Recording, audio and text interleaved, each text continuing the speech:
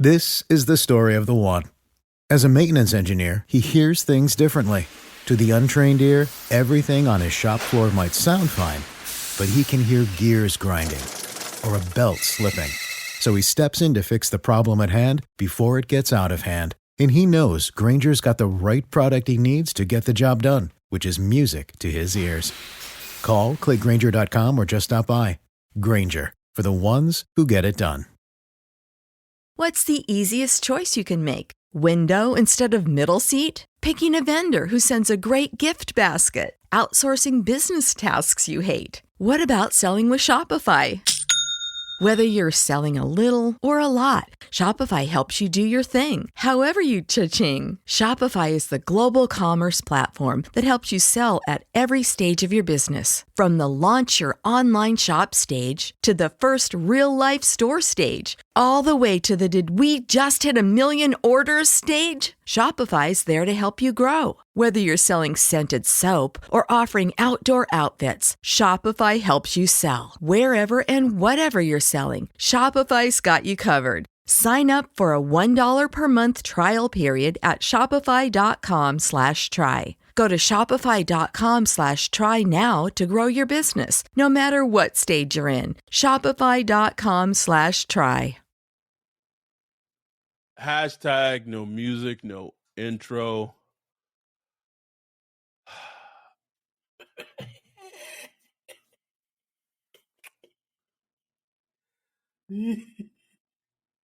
Ryan, I thought when we had in our podcast life, man, we had a great week this week, man. We had Roman Harper and Darth Saint come on our pod. Roman Harper, bro. Super Bowl winning safety. Roman Harper. At one point was the butt of many a jokes on Saints Report, but was a damn good player for the Saints. Our third player that we've had on who has played for the Saints. Lance Moore, Delvin Bro. Not everyone, but a lot of people said that the episode we recorded with Roman and Max on Tuesday, by far their favorite episode that we've done since we started doing this podcast episode. Definitely right? One of my episodes. Which is amazing, just great to hear, amazing to hear all that. We haven't even put the video up. I think we're just going to put the video up tomorrow on YouTube and everything. So then you can, I know people will listen to it. It's a longer episode. It's an hour and a half, but then you can kind of see our reactions. It makes it even better. But, I was like, all right, cool. Like living on a high, at least podcast wise. Everything else wise, there's some hectic stuff at work. Life is being life. But podcast wise, I was like, whew, that's good shit. And then fucking today happens. The world of Saints Twitter was on fire. I barely got to participate in it because work has been absolutely crazy. So can't even really focus on Twitter and things like that. But I don't even know who broke it first. I don't know if it was Triplet, but it was how they did it, right? It was kind of just how they did it. Cause it was like, there's reports or like some nudges that some changes was going to happen on Tuesday, potentially. They're back, Saints were back off vacation, back off of golfing, whatever they did after the season ended, bro. Like, I don't know what they did, bro. I know it wasn't self-scouting. I know that much. But got back from vacation on Tuesday and then, get back to the grind. Okay. So maybe we was going to get some news on Tuesday. No, nothing happened on Tuesday. Nothing happened on Wednesday. Oh, Dan Russia. Oh, okay. All right. Like, I don't know if he was part of the problem or whatever, but, today that gets announced and he's out and it's like, oh, all right. Okay. Shit's about to start happening. So here we go. Not a fucking thing.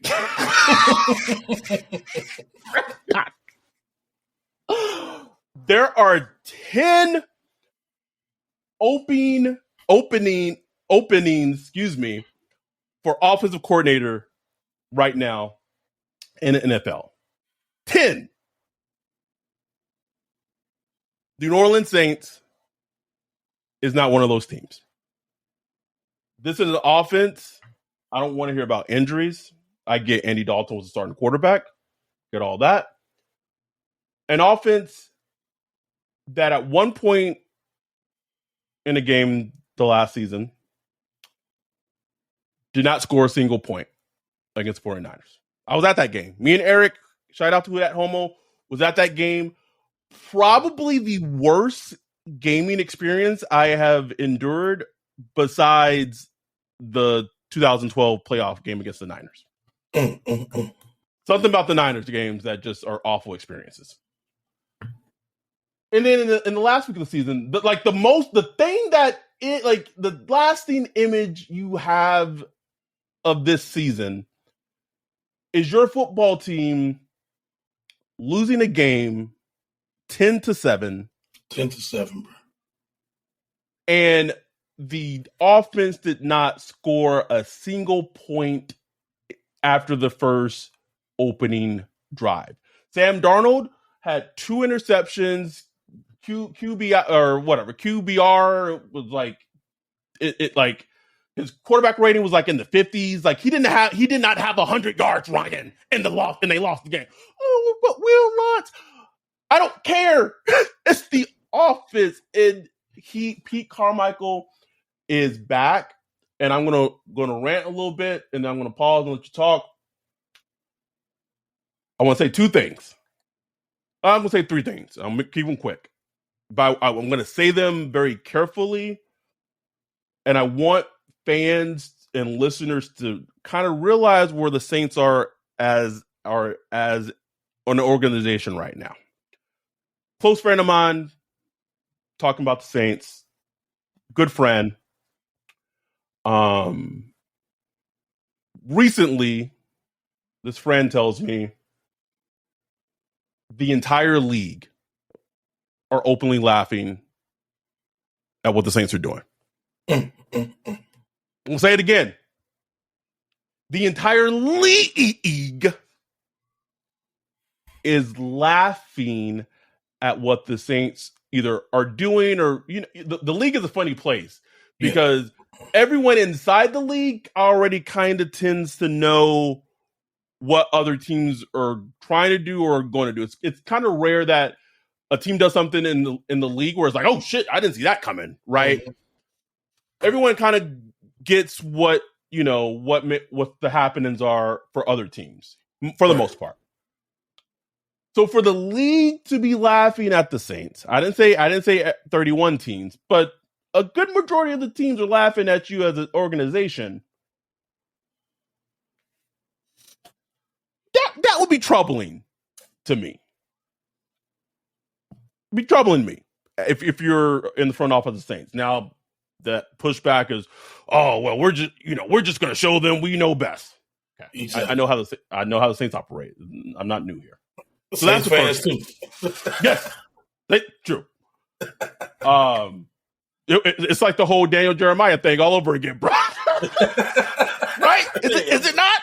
I am a victim of it too. Is it not? We were both like, nah, niggas don't know what y'all talking about. And then you just don't follow the Saints, man. You don't know. You don't know. Like since that tweet, Ryan, I have not listened to an episode of Move the Six podcast, bro. I've not listened, and he was right. Think about that. So that's one thing. Second thing is same conversation. It's. I want to be careful how I say this. The Saints may be tanking, but it may not be intentional. Let me say it again, Ryan.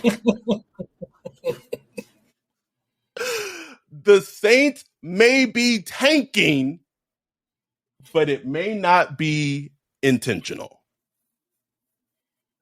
That means that so many inept decisions, cognitive decisions that the team in the front office is making are going to be potentially so bad or executed so poorly that this upcoming season for the Saints, bro, Oh my God, this shit is gonna be a shit show. The offseason ain't even happened yet, bro. Like, it's gonna be a shit show. I already know. Sorry, it's gonna be a shit show. I know the Saints' luck because I'm a Saints fan. I know how this story ends. And I tweet, one of the few things I was able to tweet today is they will be bad and probably a pretty bad team. Probably a team that may pick top 10 or even if they're really, really bad, top 5. But they ain't going to be so bad that they Caleb Williams bad. Not going to happen, bro. Just not possible. It's very hard to be that bad. Believe it or not. It's hard, bro. And I think don't about this. Katrina blew away the city, and the Saints had to play on the road with a bad team, and still didn't pick number 1 overall. They picked number 2. Russ, this nigga out here spitting right now. Like, it's hard to be with bad. Aaron Brooks, a beat up team, no Deuce. No Deuce. Everything. Towards ACL. Towards ACL, like just everything. The worst disaster. And they still couldn't beat the Texans out for number 1 overall. Couldn't, bro. Like, that's some shit, bro. That's some shit. And the third thing I want to say, and I'm gonna let you talk because I need to drink some water or do whatever. I've said this repeatedly. My biggest concern with Dennis Allen and Mickey Loomis, because I think Mickey Loomis, and I've said it, we've said it on this podcast, he deserves a lot of blame. He has a lot of blood on his hands. But my biggest concern with sticking with Dennis Allen as a coach, and potentially Mickey Loomis as GM, is not even so much how bad he is at being a head coach, although he is like awful at being a head coach. If you take away like head coach and just say, oh, defense, like he's a above average to sometimes a good defensive coordinator. He even showed that this season with injuries that he can coach defense up pretty well. Okay, I'm going to give him some flowers. I'm going to give him a rose, not multiple roses, a rose. Okay, a rose petal. The petal. Nigga, you can have a thorn. Nick, you want the thorn? You get a thorn. Okay. But it's not the coaching that worries me about him on the team as a head coach. It's the insanely innate ability to not be able to scout at all. Yeah. And I think this is really this is another example of it. Like this is a huge example because you're telling me that y'all reviewed y'all reviewed the film. Y'all reviewed the all 22, not even the YouTube clips, Ryan. Y'all reviewed the all 22 of the film of this season. And the decision and assessment you came with Pete Carmichael, who, as it's been tweeted to me, I'm going to give credit to the person who tweeted it, who did not even want the job last season, Ryan. This man didn't want the job. He got the job, and y'all say, you know what? He did so badly in year 1, but let's do it again. Remix, year 2. That is, that's an ability to not self-scout yourself as a team. Because I know how that conversation went when they did their, if we just a little healthier, we got maybe you get healthier. We maybe instead of Andy Dalton, imagine this is Derek Carr, whoever, and you see these concepts, and this player is actually open, right? But Andy doesn't hit him. Exactly. I know these niggas, Ryan. They know them. Just know them.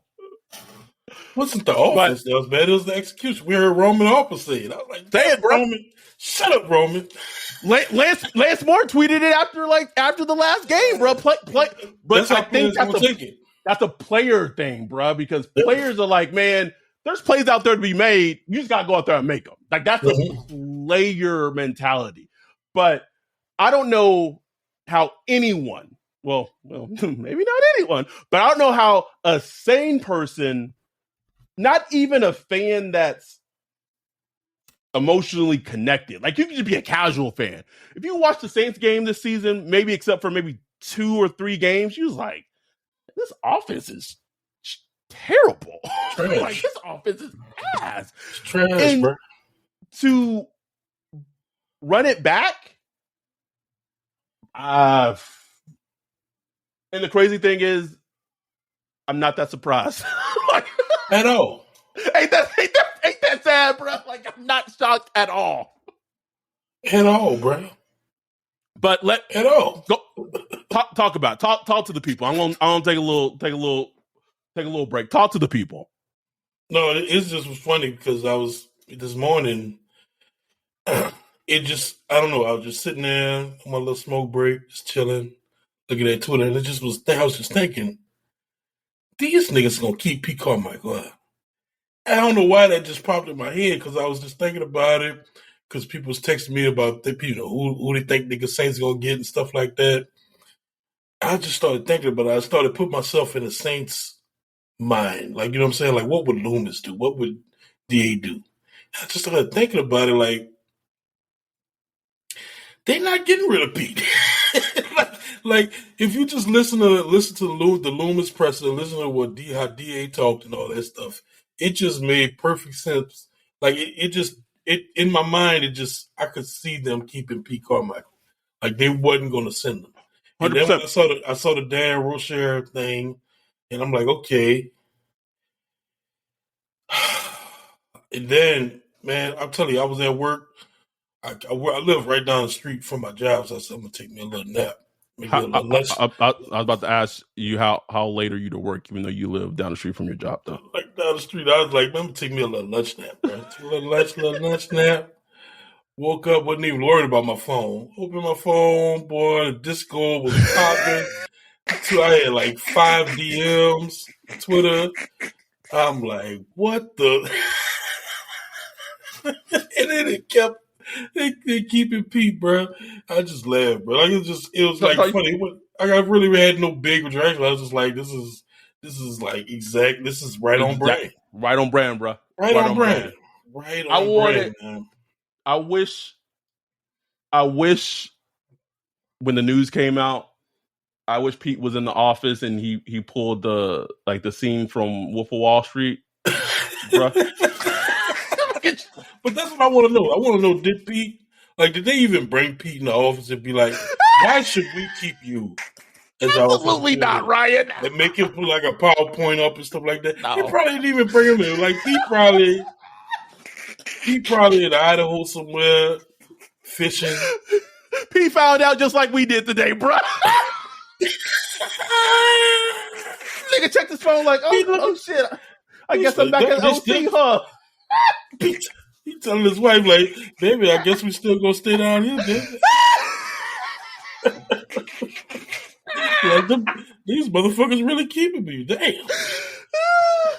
What do I have to do to not have a job?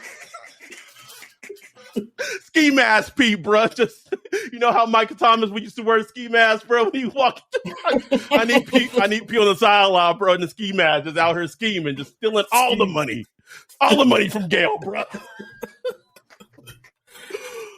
It's unbelievable, bro. It is just like, oh my God, the straw manning that's going on Twitter right now, bro. It's like, oh, well, Pete, he had to play with Andy Dalton and this and that. Y'all expect him to have like a prolific offense? It's like, no.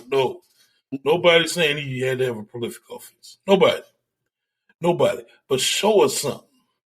Show us something to be like, man, they really overachieve. Like, you know what I'm saying? Like, man, to be like, man, it's all the injuries and all that, he really did a pretty good job with what he did.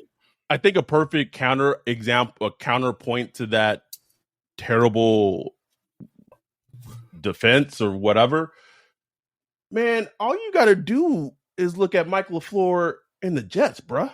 Thank you. Like, he had Zach Wilson for some of the season, and when Breece Hall was healthy and the offense was like, you be watching Red Zone and I would see what the Jets were doing on offense, and Zach Wilson usually was not a part of it. It usually was like a run play or whatever. But I was like, okay. Oh, Go look at Daniel Jones. Ooh, Daniel Jones. Daniel Jones about to get another contract. And everybody got jokes for Daniel Jones.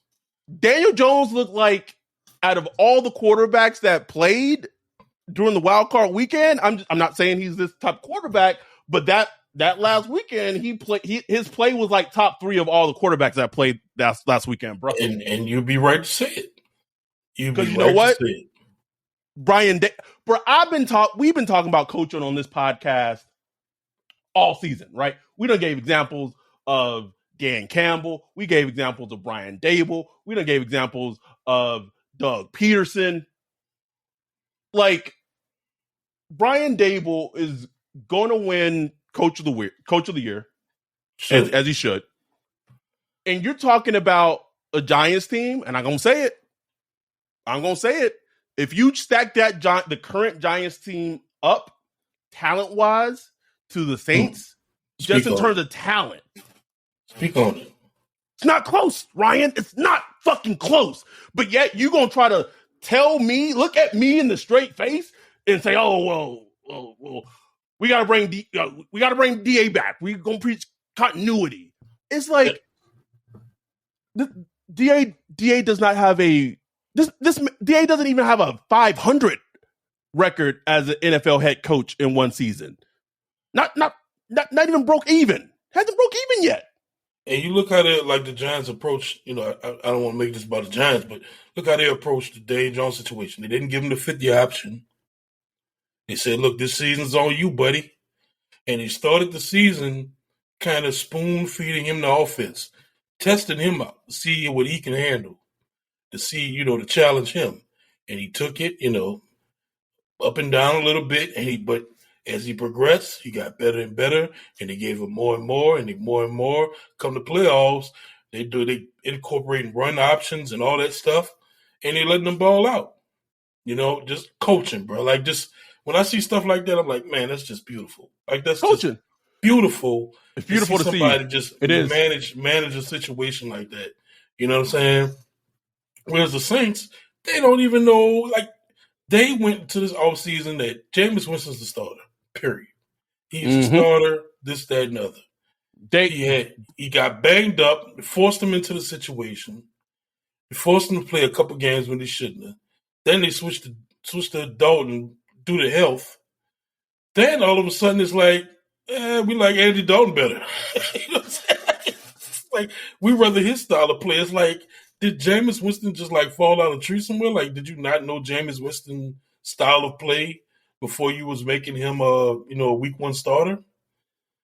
It's like what? But I'm gonna circle back to a point though. It goes back to an inability to self-scout your team, because they went that offseason, right? That offseason started with them pursuing, Mr. 22, Deshaun Watson, and all that. We don't got to revisit that. That didn't work. Thank God. And then they pivoted to Jameis.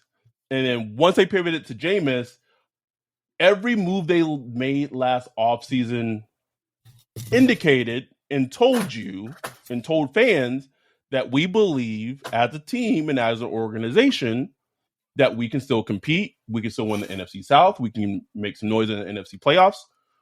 And after that Chargers game, bro, like preseason game, shit, we saw the vision, bro. We got Chris Olave. We got this young developmental offensive tackle. The second round pick, man, maybe not. But like, we got Honey Badger. We got Jarvis Landry. Like, Michael Thomas is coming back healthy. Like, we was ready.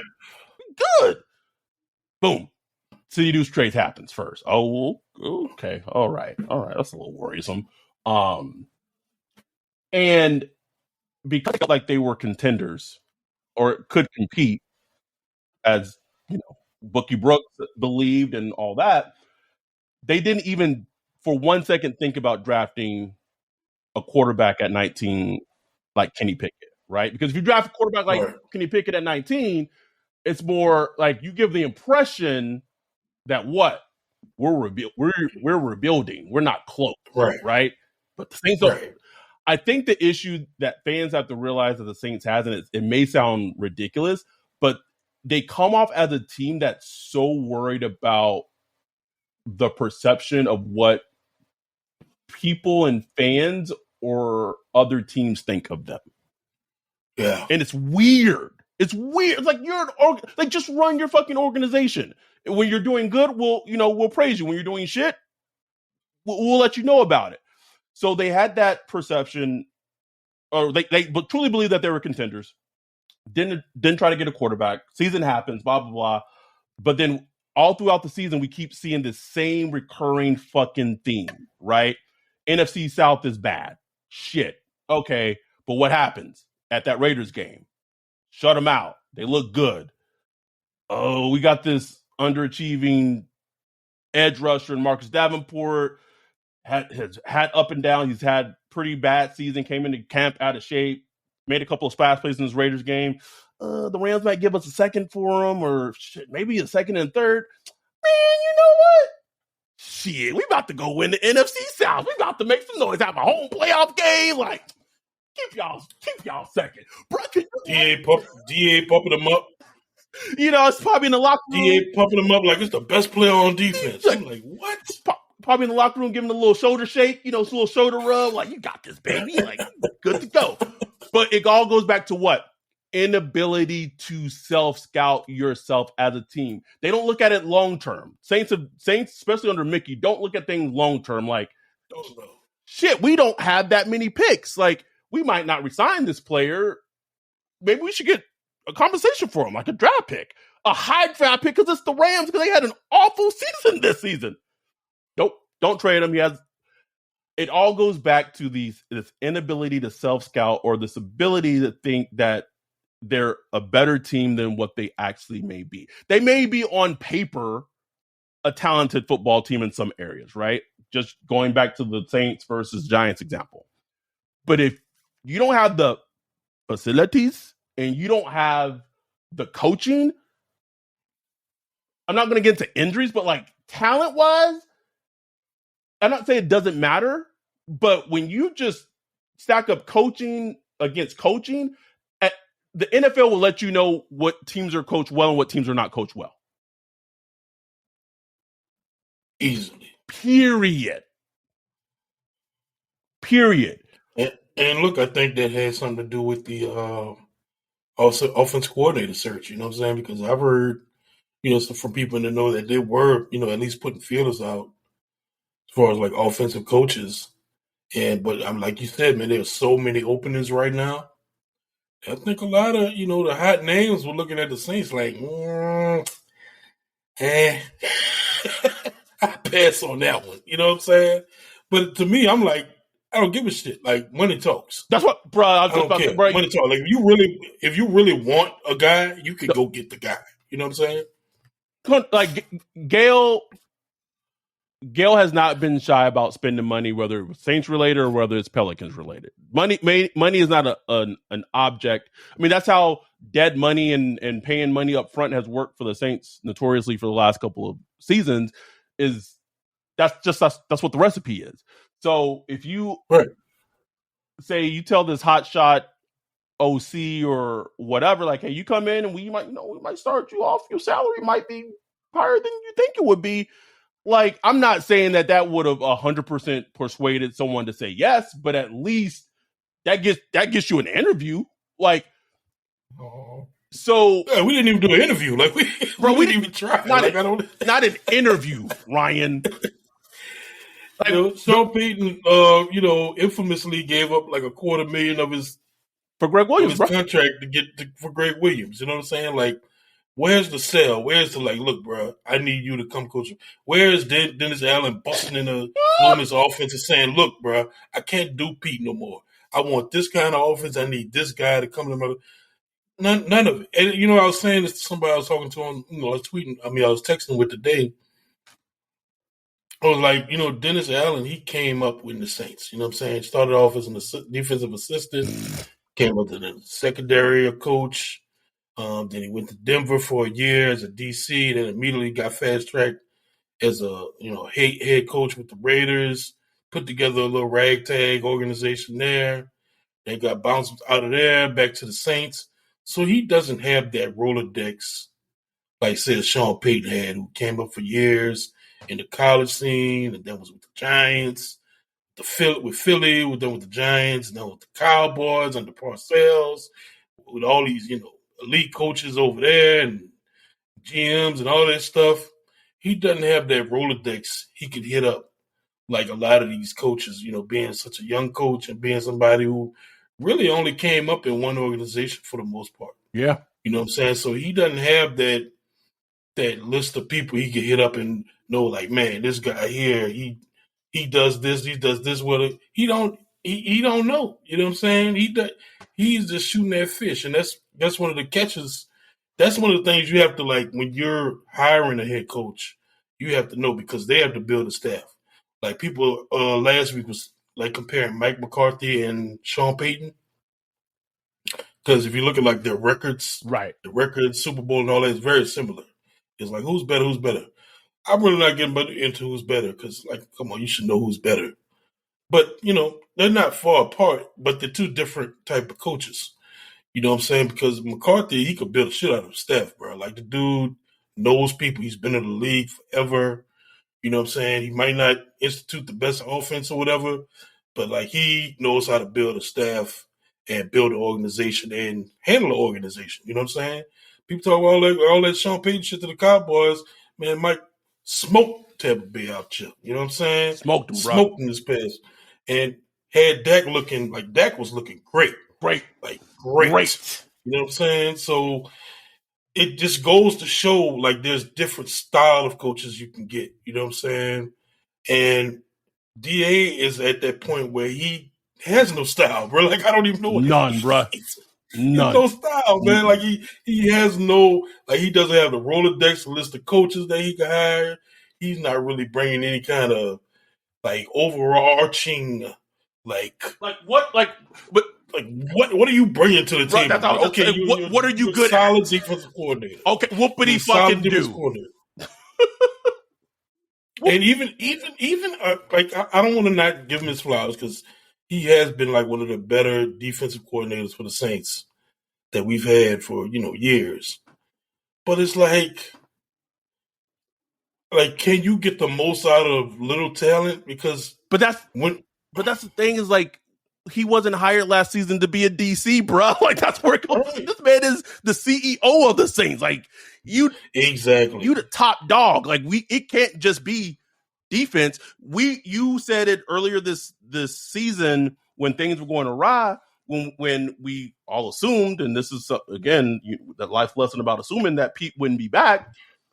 Like, DA needs a Greg Williams of offense, just someone that can just go take care of the offense. DA don't gotta worry about it. Just take command. And listen, we know resoundingly that is not Pete Carmichael. I'm sorry, no, not him. It's not him. And that's okay. Like, he could have a 50-year career in the NFL on offense. You know what I'm saying? Doing things on offense. But as far as, like, being a dog on offense, being a stick, the Saints don't have a stick on offense right now. Nah, bro. Dan Campbell, he was an enforcer. Yep. For the Saints. CJ was coach to wide receivers. Curtis Johnson. He was a stick on offense. You couldn't go to a practice where I remember sitting at practice at a Saints practice at Tulane Stadium. I'm way up in the field and I could hear that damn Curtis Johnson down the way. You know what I'm saying? You couldn't, like, they don't have that stick on offense right now. And Pete not it. You know what I'm saying? To kind of just be that fucking enforcer on offense. You know what I'm saying? He needs that. And they could have kept CJ, but they let him go. Probably because he had a voice. Probably because he would tell Pete, man, we ain't doing that dumb shit. Dumb. I just want to say that what CJ was let go, not probably because he would have stood up to DA and he was let go precisely because of that reason. Like, to me, that speaks volumes, because if you are potentially willing to let a coach go, not because of their merits of their coaching or what they can do, but because that coach may, just may not do everything that the head, may just be not be a yes man. Instead of being like, yeah, we don't do it this way, blah, blah, blah. Be like, you know what, coach, actually, how about this way? If you as an organization fear that for the head coach that you're picking to be your head coach, maybe that fucking person shouldn't be head coach. Exactly. And that told me a lot. That right there, now that I think about it, was kind of just a little, I thought that was interesting when they let go of CJ. I just thought that was interesting because he was a head coach at Tulane for a little while, been with the Saints organization as long as DA, a New Orleans guy. And I remember we saw him at the Senior Bowl last year. Sure did, bro. I tried to sneak in the stadium with him. I was like, yeah, I got a little Saints logo on my shirt. They're like, nah, bro. But he was there. So he was a part of the staff until he wasn't. You know what I'm saying? So that's it. I remember that just being interesting to me. Like, I know CJ. I know what the type of person he is. And he ain't with the dumb shit. Like, you know what I'm saying? He ain't with the dumb. There's another one that got released like the same day as CJ, and I can't remember who it was. And it was a coach. I can't think for the life of me who it was, but it was essentially for the same reason. Like that tells you everything you need to know about it all, right? So my question to you is,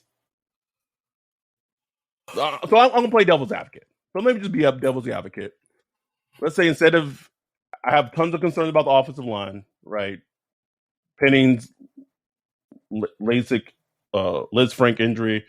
I said LASIK. This is how much I've been not even thinking about football, bro. Like not completely different body part. Penning's Liz Frank, Maurice's Liz Frank.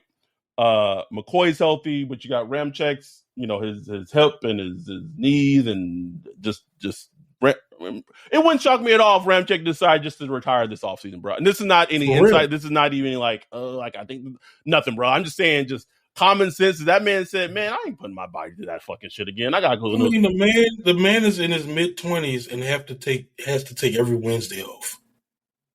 You know what I'm saying? Like they're wherever as long as Ramchek is playing football, he will have to be managed for the rest of his career going forward. That is a fact. That's a fact. So if that man just said, man, I made money, I'm good, I don't want to put my body through that anymore, I'm just gonna go weld or whatever, bro. Like, wouldn't be shocked in the least. But let's say he returns, but he's still managed.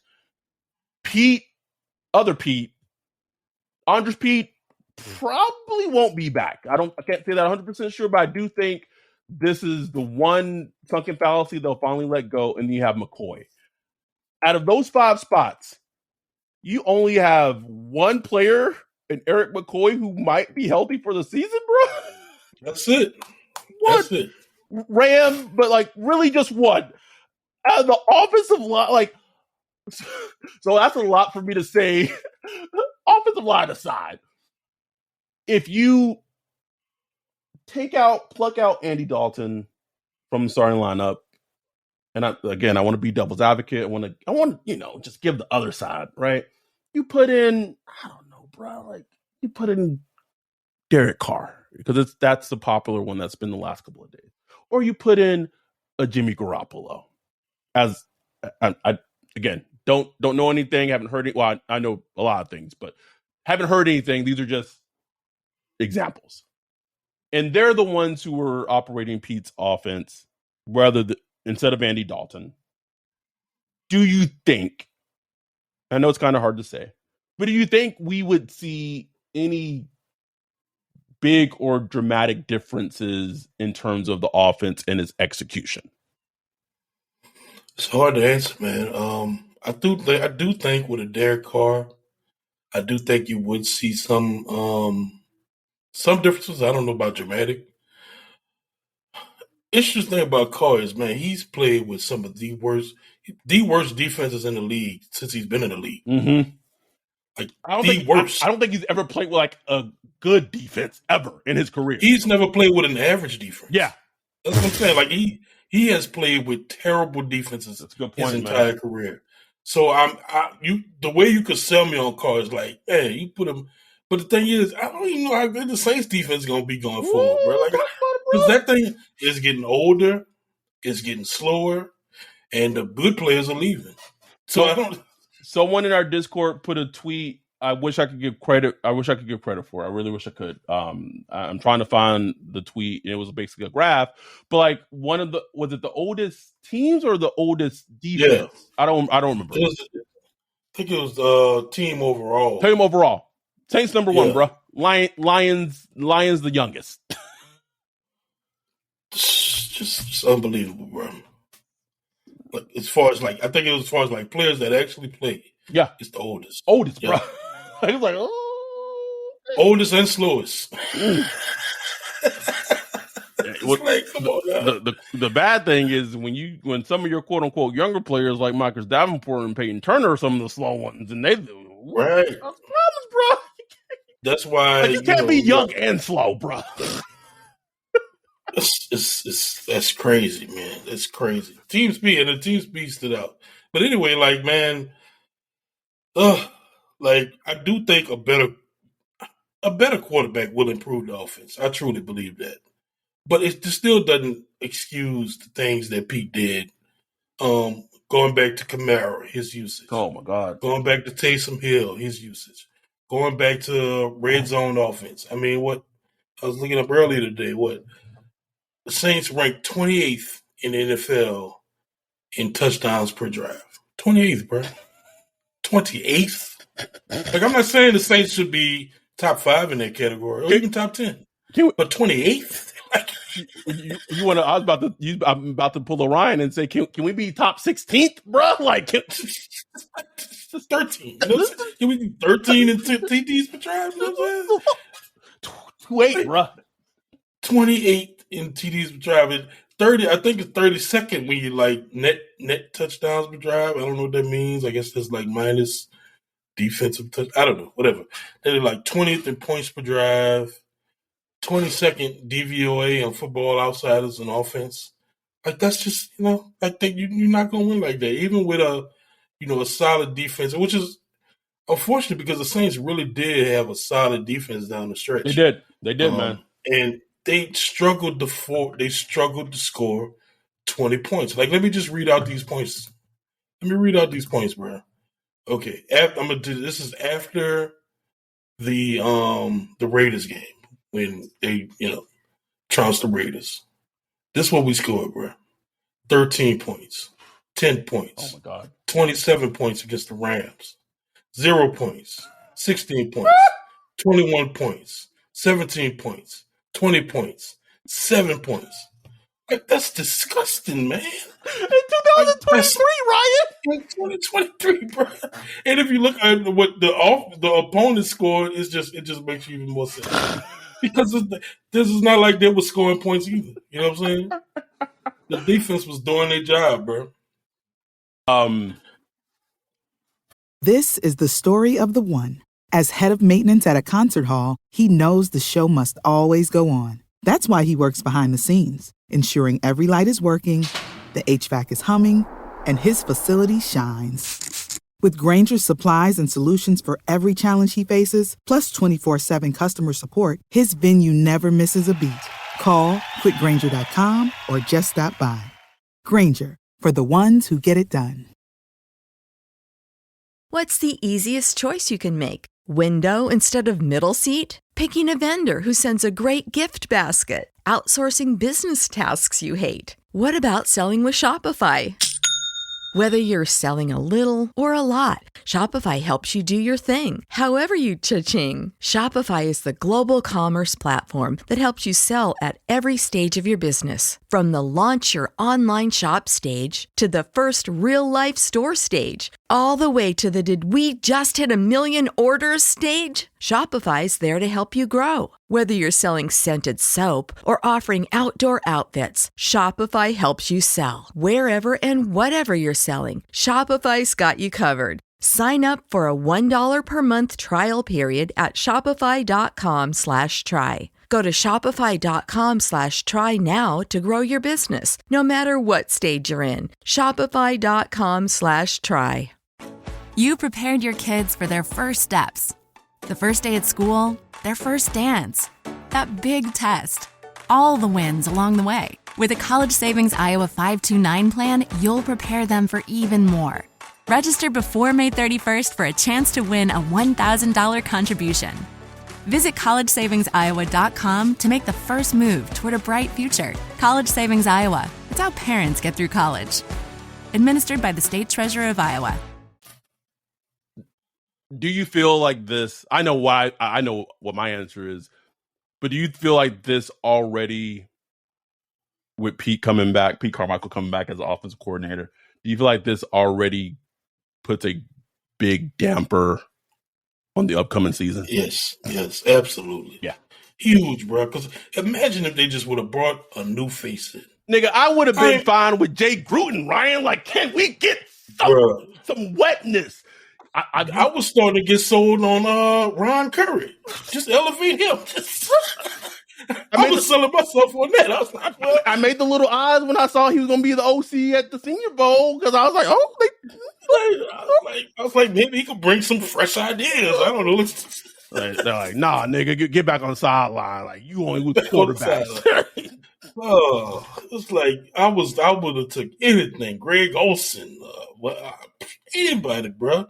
I saw Greg Roman got fired today. I like Greg Roman up in there. I was gonna say one thing. Greg Roman could cook up some stuff with Taysom in the run game better than Sean did when Taysom was a starter. I'm just saying though.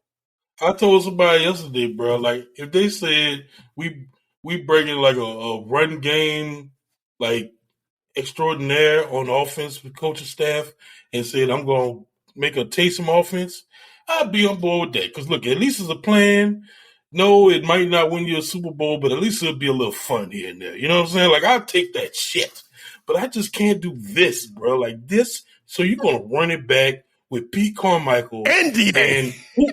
And what? Tell me, okay, you're going to go out and get a better quarterback? What quarterback wants to come here? What? Like, tell me what quarterback is going to be looking like, oh, yeah, I got to do it. I got to go play for Pete Carmichael in D8. That's what I'm going to do. And that's going to get me paid. And I know he didn't use them well, and I know he mismanaged them and probably will next season if he's still on the team. But if AK is still on the team next season, he's missing 6 games, bro. So just depressing, bro. Depressing, man.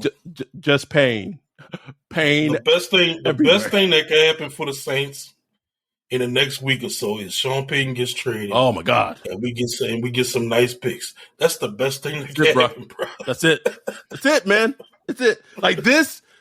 It's funny because we were just talking with Max on Tuesday about like the bad errors and like all that, man. I can't speak to the bad errors or anything like that. I can speak to the Jim Haslett days when like that's right in the peak when I became a fan. I can speak to the Katrina season. Obviously, I wasn't in New Orleans when Katrina hit, but I've been a Saints fan quite a while. This feels hopeless. It does. Yeah. It feels just hopeless, just drifting in the sea, not the sail. The sail, I don't even know where the sail going, bro. Like where we go? I don't know. I hadn't felt like that as a Saints fan probably since maybe the 2004 season of Jim Haslett. Because even prior to that, like 2002, 2003, I was like, maybe I was stupid, but I was like, man, this team could get to the Super Bowl if they just get in. You know what I'm saying? Like, I still would, tell myself that it was stupid in hindsight. But I would still tell myself, but then 2004, I was like, man, this team trash. And the Katrina season, I was, whatever. Sean Payton coming in, it changed the game, obviously. So, yeah, it's been like, I haven't felt like that in almost 20 years where I'm just like, man, there's no hope. Dark, bro. Dark. Bro, I got to look forward to. I got to take it back to the little sound drop I did on the old Saints Talk podcast. Hello, darkness, my old friend, bro. Just... Mm-hmm. And this is darkness. Oh, this is dark. And you said one of the best things that can happen for the Saints in the next couple of days is Sean Payton gets traded. one of the worst things that can happen in the next couple of days is Sean Payton announces that he gonna go back to Fox and he gonna say, "I'll coach you for a year, bro." And don't it feel like that? It does, bro. It does. It feels like that, bro. Like, cause they ain't no hot jobs, man.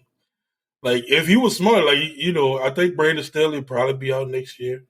Yeah, you know, you know what's going to happen. Probably have some better jobs. You know what's going to happen. They gonna bring Joe Lombardi back in some little fluffy capacity, some made up office. Man, please. Offensive job correspondent to the clipboard, and it has like it'll have like quarterback, quote unquote, developer in quotes, like on the actual job title, bro. Like it's gonna be something asinine, but I just feel in my bones that somehow he'll be back, bro. Somehow. And it's like, what is that Darryl Short thing, man? Like, because didn't he come in? He was the offensive line coach at first, right? Or was he always like? No, you're right. He was offensive line. Yeah. Because he was supposed to bring in like a sort of zone, like inside zone type thing. I guess they stopped doing that. They moved to more like a run game coordinator position. The run game was trash. Yeah, he had been with the team since for 10 years. 10 years, bro. You know, and I just don't. I don't know what they're doing, bro. I don't know, like what's the vision? We're back to that. Oh my God, bro. We are back to it. What is the vision, bro? I don't know what it is, man. What the vision is, we keep doing what you're doing. That's the vision, bro. The vision is complacency and continuity. 2 C's, bro. Yep. Continuity and complacency. That's it. Oh, man. And then just kind of wrapping this up, I would be like, even the whole notion, you know, of going like, you know, potentially maybe they go the route of trading for the high end talent of the unknown, like a Trey Lance or Jordan Love. You break Trey Lance and Jordan Love in with Pete, bro. Are you telling me Pete gonna coach him up? Pete gonna be sitting up there 5 a.m, getting him to execute a third down offense or whatever. Like, seriously? Seriously? Okay. Although I that's what I'm saying. Like that underscores a point perfectly. Like that totally limits what they could do. You know what I'm saying? Like, just come on, man. Like we ain't seen that from Pete, bro. We have not seen that ability to coach up. And I don't. And again, I've been off Twitter, but I've seen some stuff in the Discord. Like, I don't think anyone, at least I'm not trying to like besmirch Pete's time as with the Saints. Oh no, or anything like. I'm not, you know, but like the NFL, or not just any job, you're judged by off your current performance and what you do in your performance. Like, I think I gave a good example of it on Twitter. You can say that Pete, he had 3 good offensive. The Saints offense had 3 good offensive games, right? Yeah. Raiders, Rams, and Seahawks, right? 2 of those teams are picking top 10 in the NFL draft and had some of the worst defenses in the NFL. But like, I'm just looking from the perspective of like, out of 17 games he coached the offense well, 3, like that's a 17.6%, bro. Unbelievable. Like, you telling me that if you had a field goal kicker and his percentage is 17.6 of making field goals, you're like, you know what? I'm gonna send you out here to make this game winning kick. 17.6% for the team. Like what?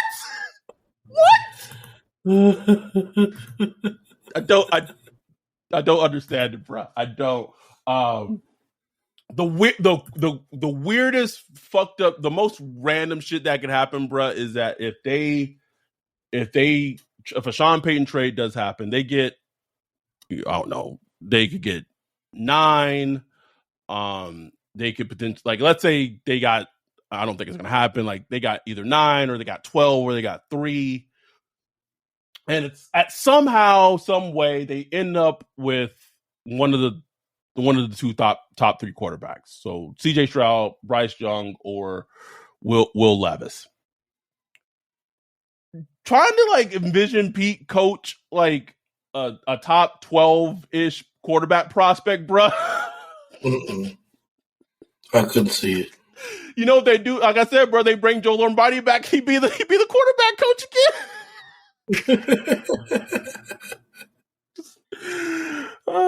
Just a big happy family, Ryan. Just a big happy family. It's unbelievable, bro. But look, man, like if I wanted to just look on the bright side. Talk to me. Give me some bright side. The Saints were 10th in the league in yards per play. And if you look at every team above them, all playoff teams, except for the Raiders. Rest were playoff teams. So they were yards per play. So they moved the ball this year with Andy Dalton. You know what I'm saying? They moved the ball. They sucked in the red zone. They had a sucky kicking game. You can look at the skill position. You can say they missed out on like a Michael Thomas and a Jarvis Landry being out. So that's me trying to be like, if I was, putting myself in Loomis and those guys' shoes, trying to convince themselves that, look, we could be better with what we got. And I'm not saying that's what I think, but like that's what I could see them thinking, that like, man, if we just, if we could have a little injury luck and, get this player and that player, we could be a pretty good offense again. If we have a good defense, this and that.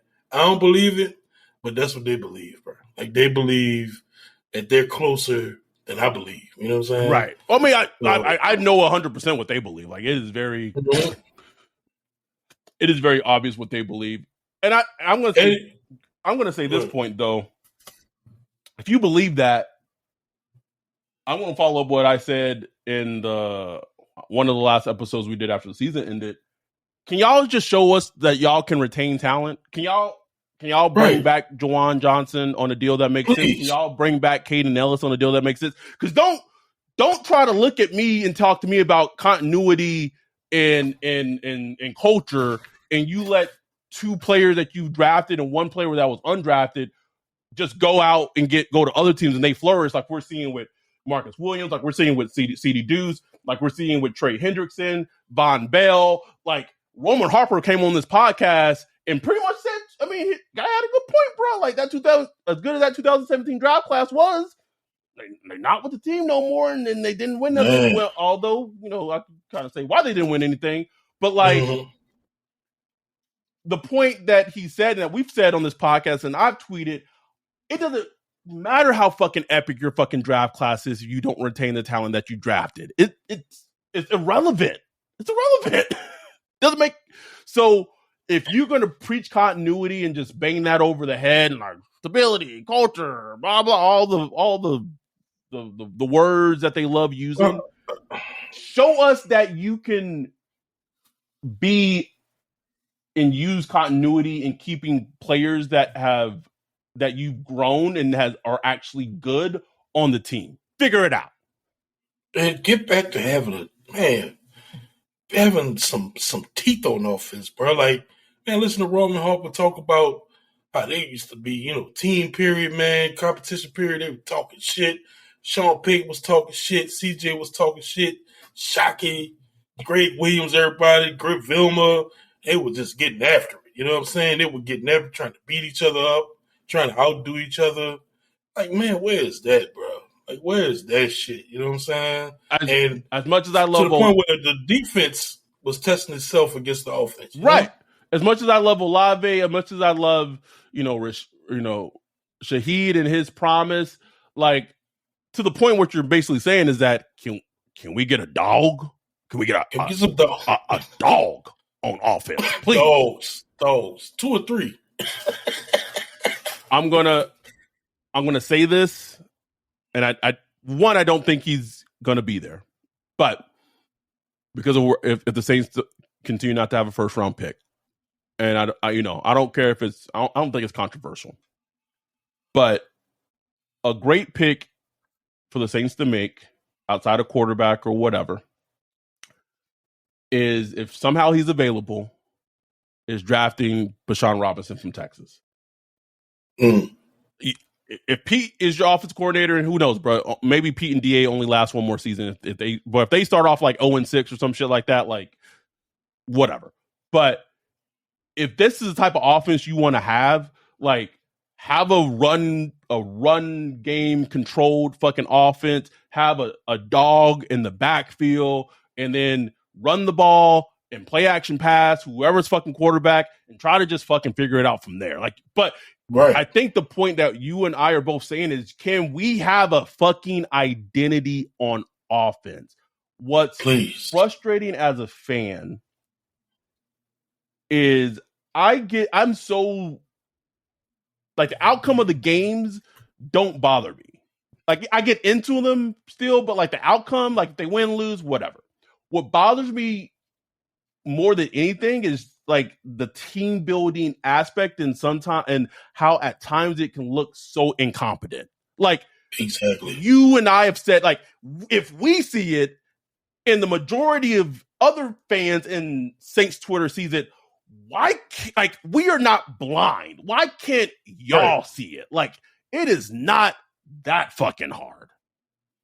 Can't be, bro. And I refuse to buy into, well, they know more than you. They're in the building. And fuck out my face with that shit. Fuck out my face with that shit. Shout out. I don't believe that. I used to believe that. Oh, I don't believe that at all. No. I don't believe that no more. Shout out to Bayou for saying that we need to get that on a t-shirt, the fuck out my face t-shirt, hashtag Saints Twitter Podcast, fuck out my face t-shirt. We also got the hashtag Saints Twitter Podcast nickname shirt coming soon. It's gonna have Two First, Who First, Bonfire, Finding Nemo. Y'all don't seen the shirts with the names on them before. Don't act. Y'all know what I'm talking about. Shout out to our dude Joey, Queso Eater, for coming up with an idea for that t-shirt. I was going to try to get that maybe before the meetup, but it didn't happen. But I agree with you. I think this does put a huge damper on the offseason. Like you said, a Sean Payton trade and they get some picks can in some way rejuvenize it a bit, but it feels bleak right now. And like, unless they come out in the off season, like, you know, makes like, yeah, retaining Caden Ellis would be great. Getting Jawan Johnson on a deal that makes sense is great. But if they not are trying to get like a quarterback or like something, bro, like we gonna need some drinks. We might have some alcohol poisoning during the Zooms, bro. Some blue chew or something. Get me going, dog. Cause it's gonna be dry, bro. You said blue chew, right? Bro, we gonna be in them Zooms watching the offense, just hitting our meat like wake up, like they on offense. Wake up. She laying right there. She even playing with the something. Do something. Just wake up. Boy, rough. It's gonna be rough. So this is our first emergency pod of the off season. I'm sure that there are more to come. But as we close this out, if you've listened to us for the last hour, hopefully you did. I wasn't expecting to go this long, but I just felt like we need to get all this out. Two things. The GoFundMe for Alan Keller, that the podcast set up. We are, it's ending tomorrow. So if you haven't had a chance to contribute to it and you would like to, please do. Or if you don't have the funds, I get it. We understand how things are. Just a simple retweet. I will be sending, the email to Alan so he can start, getting the funds together. I do want to just give an immense thank you to our entire community. As we sit on this podcast and make jokes about the Saints and the front office and that's all entertainment. That's all in good fun. But like real life shit, like real shit. And I get it. Like front office people are real people too, and so are football players. That's what I'm saying. But having deaths in your family and fucking a lightning bolt hitting your fiance's home and causes like the man and his family has been through it. Not saying that we as people and we individually have not been through it too, because I'm sure all of us have in some type of way, but him and his family has been through it. He is such a pillar in Saints Twitter. He's such a pillar in the community of New Orleans of just giving and being selfless and helping others. And I really relate to that because I try to do the same in my career as being a social worker of helping and being selfless. And so I 100% get where his heart is. And so when I saw like what happened with the fiance and the lightning strike, I said, "Nah, man, like we got to do something." So I set the goal at 1,500 to start, and we are double that, which is unreal. The tweet that I originally sent out about the GoFundMe is like the most viral tweet, I think, maybe, or one of the most viral tweets that I have done, and I could not be happier. So thank y'all, anyone who just shared the link and retweeted it, even if you couldn't contribute, or if you did contribute any amount you contributed, thank you so much for doing that. So anything helps, and I know Alan would have never asked for us or anyone to do this for him, because that's not the type of person that he is. But I felt like as we are the quote unquote official Saints Twitter podcast, it would be neglectful if we didn't try to do something for him. And like you said, man, it wasn't even about the money, but just the amount of support. That's what blows you away. You know what I'm saying? Just all these people, strangers, man, people that you don't even know. Some people are donating anonymously. They just want to throw in. You know what I'm saying? Like that, man. I tell you, like it's easy to get real nihilistic about humanity and the world and all that stuff and what's going on, but when that stuff happens, it just gives you a little boost. Like maybe we're gonna be all right. Maybe we'll be okay. The old humans. Maybe. Maybe. Last thing we're gonna close with, man. I'm about to block someone from our Saints Twitter feed, bro. I just saw. This is the first time me doing a live block. I usually only block from my personal account. I usually don't block from our shared Twitter account. But I saw this tweet, bruh, and I gotta block him. It's at Tricky Ricky 70. Putting you on blast, Tricky Ricky 70. So someone put a funny meme video of them finding out that Pete Carmichael was going to stay for another season. Ryan quote tweeted it and put a laughing emoji because it was funny as shit. Someone's response to it. And this is this man at Tricky Ricky 70 defending Pete. This is what he says verbatim. Did he turn the ball over or not stop the run in the first 6 games? I know he missed those field goals. Maybe he chose a field that was responsible for all those injuries. Open your damn eyes and think. Sorry, bro. Block this dude, bro. Block him. Got my vote.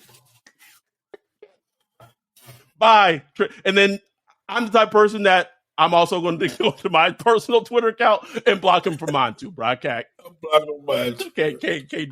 Bye, Tricky Ricky. But sorry, that was kind of fun. Maybe I should do like a live blocking every episode. Every episode. Just read out the tweet that got you just blocked on last thing. I know we're going long. Last thing, the Saints Twitter podcast, we are gonna have official jerseys. I'm very excited about them. We've tweeted them out. The design, it came out great. I want to give a big shout out to our dude London, aka Landon. Landon. Got Landon on the track. For hitting me up and giving me the suggestion and giving me the company that could make it happen. We're only ordering 30 jerseys. depending on how it goes, it just may be a one-time run, and we might not order any again because we have to order them in bulk, and it ain't cheap.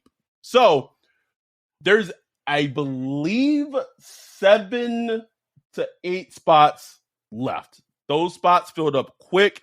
If you want a official hashtag Saints for the Podcast jersey, I think they'll probably arrive sometime in February, and then I'm going to start sending them out individually to everyone who ordered them via the mail. You have to DM me, DM Ryan very quickly, because once the full 30 spots are up or filled, they're filled. And the way that it works in terms of pricing is that if you're a Patreon at the level of $15 or more, then the jersey is $50. If you're non-Patreon, the jersey is $75. I know it's like, oh, that's a lot of money, blah blah. Listen, it ain't cheap ordering 30 jerseys. That's all I'm gonna say. So we want to do this in terms of, more than anything, the branding, the marketing, and plus, like, what fucking other podcast that you know of has customizable jerseys where you're repping the podcast and you got the number you want on it, you got your whatever name you want in the back, and you repping, like, man, like, that's fly, bruh. That's dope. It's dope, man. So I saw that and I put the design together and then did some crowdsourcing in the Discord, and we finally got like the design and that's why I love the Discord, man. It's like, we family, like, let's figure this shit out together. And it came out right, fucking blah, bro. Like thanks to maybe look at this for some of the ideas of their jerseys, bro. Like, that's what I'm saying. Anyway, if you hear this and you are, and like I want to be serious about this. You got to be serious about, like, I can't, I'm not fucking, like, this is serious. If you are an interested, legit person who wants a jersey, DM me, DM Ryan. We're going to need the size that you need the jersey in, the number you want on the jersey, and the name you want it for it to say on the back. I think they'll be here in February, and now I'm going to start mailing them out in February. So please, there's about 7 to 8 spots left. If you want one, reach out to us.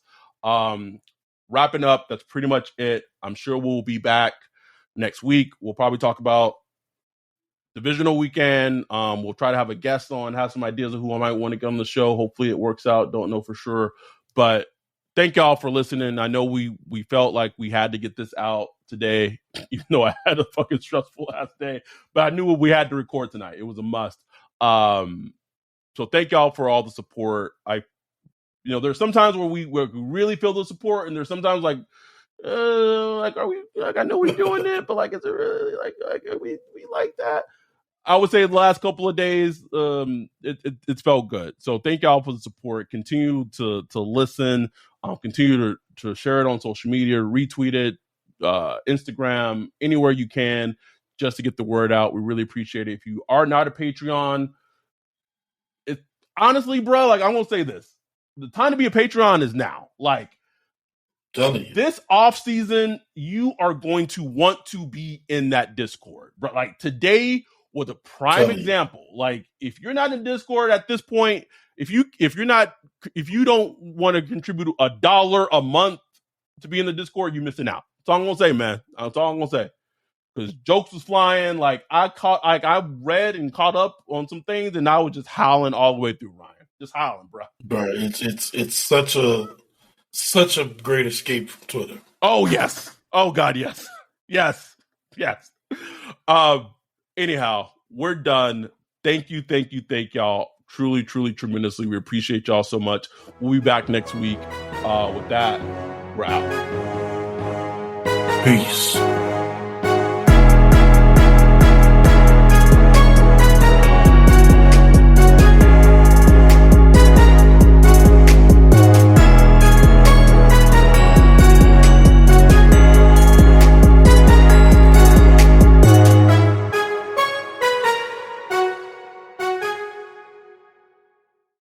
This is the story of the one.